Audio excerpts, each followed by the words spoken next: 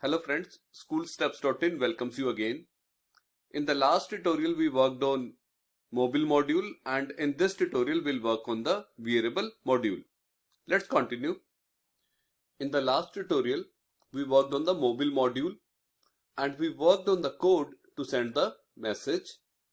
In this tutorial we'll work on the wear module and we need to find a way to monitor the data layer for the new messages. This is possible in two ways. One is to use a listener service and the other one is to use the listener activity.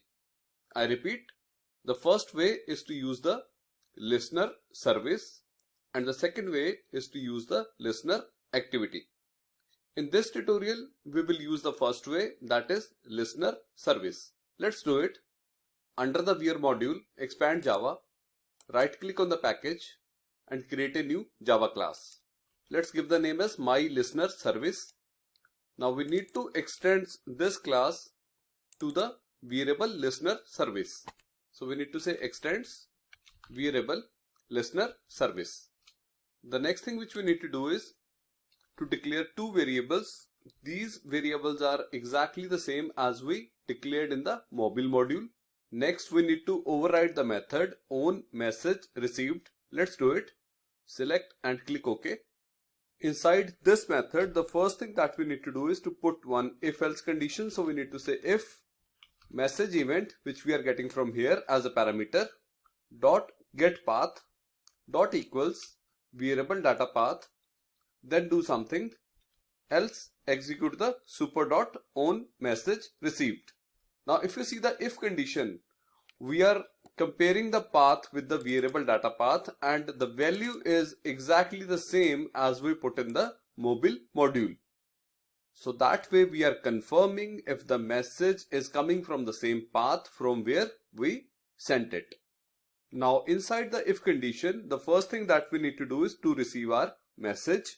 So we need to say final string message is equal to new string, and inside the parameter we need to say message event dot get data. So this will return us the message that we passed through the mobile module. Now we need to pass this message to the main activity, and for that purpose we need to use the intent. So we need to say intent start intent is equal to new intent, and here we need to pass this comma main activity dot class. Next we need to say start intent dot put extra, and we need to pass our message right here. Next we need to add two flags. The first flag is intent dot flag activity clear task and the second flag is flag activity new task. We are using this flag because we are trying to start the main activity out of the activity context, and we are using this flag to clear the history. Now next thing which we need to do is to start the activity, and let's place one log statement right here. Before we proceed further, I need to explain you one important concept regarding the wearable listener service. This service runs in the background and is available to you whenever a desired event occurs. For example, on receiving a message or on data change. We'll talk about the data change in our next tutorial. Now when we say this service runs in the background, that further means that your wearable application doesn't need to be in the forefront, as this service is a part of your wearable application. The next thing that we need to do is to register our service class. Go to the project, expand wearable, go to source and look for Android manifest.xml of wear module. And right here after the activity we need to register our service. So we have defined a tag with the name service, and inside the name we have defined my listener service, which is the name of our class. Make sure to place a dot before that. Further we have defined the intent filter, and inside the intent filter we have defined a tag with the name action, and here the name which we have defined is com.google.android.gms.wearable.bind_listener. So this will register our service. Now let's go back to our service class again. So right here inside the service class, we are opening the main activity and we are passing a message to main activity dot class. Now we need a way to read this particular message inside the main activity. So let's open the main activity of Wear module. So right here inside the onCreate method, where we are getting the object of text view, just after that we need to say getIntent dot get string extra. We need to pass message here. This is the key which we defined while sending our message, and this will return us a string value. Next we need to check the string value for null or blank value. If this is the case, let's set the default value. Now last but not the least, we need to set the value to mTextView. So we need to say mTextView dot set text, and we need to pass our message right here. Now next thing that we need to do is to make a small change in the mobile module. So go to project, expand mobile module, expand source, expand main, expand res, and under the res folder look for the layout folder and open activity_main.xml. Open it, go to the design view, and right here we need to delete this hello world, and we need to place one editable text right here. Further we need to place a button below this editable text box. Now let's go to the source and let's make some changes right here. Let's change the ID of edit text to text. Let's change this text to send message.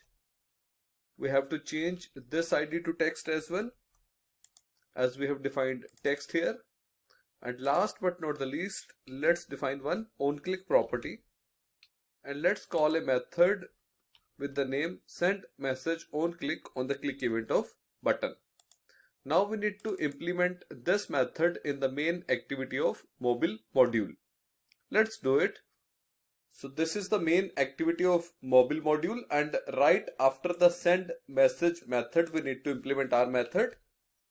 So we need to say public void send message onClick, and we need to pass view as a parameter, and inside this method we need to call send message. So what exactly will happen when the first time we open our application and the connection will be created? It will call the onConnected method, which will further call send message method. Now this will happen only once. Further, if you want to call send message method again on the click event of the button, then we need to implement it like this. We are done with our program. Let's run it and let's see the output. On the screen you can see my device, and in the background emulator is running. Wear module is running on the emulator. I have installed the mobile module on the cell phone, though I still need to run it. On the emulator you can see the default value, that is hello world. Now I will close the application on the Wear module. This is to make sure that service is running in the background on the Wear module, and once we run the program on the cell phone device, this service will be invoked. Let's do it. The moment I open the program on the cell phone device, the Wear service is invoked. Now let's quickly change the value on the cell phone device. I have changed the value on the cell phone to my first message. Let's click on the send message button. The moment I click on the button, it will change the value on the Wear emulator. Now let's quickly discuss some points which we talked about in the previous tutorial. So messages are one-way request. We are clear on this. If the handheld and the wearable are connected, the system queues the message for delivery and returns a successful result code. We have done it. If the devices are not connected, an error is returned. A successful result code doesn't indicate that message was delivered successfully. We have already talked about it. The next point is that message API can send messages. We have already seen that. We have sent message to the wearable device and we started the activity over there. extending to the wearable service lets you listen to the important data layer events in a service. We know that it runs in the background. And last but not the least, the data listener. If you remember, we talked about the activity listener. So if we use this, we need to make sure that our activity is running in the foreground. So this is the alternate to wearable listener service. Friends, with this I take your leave. Thank you so much. Please like our page on facebook.com/letsandroid. If you have any query, do write us at info@schoolsteps.in or schoolstepsin@gmail.com. Thank you.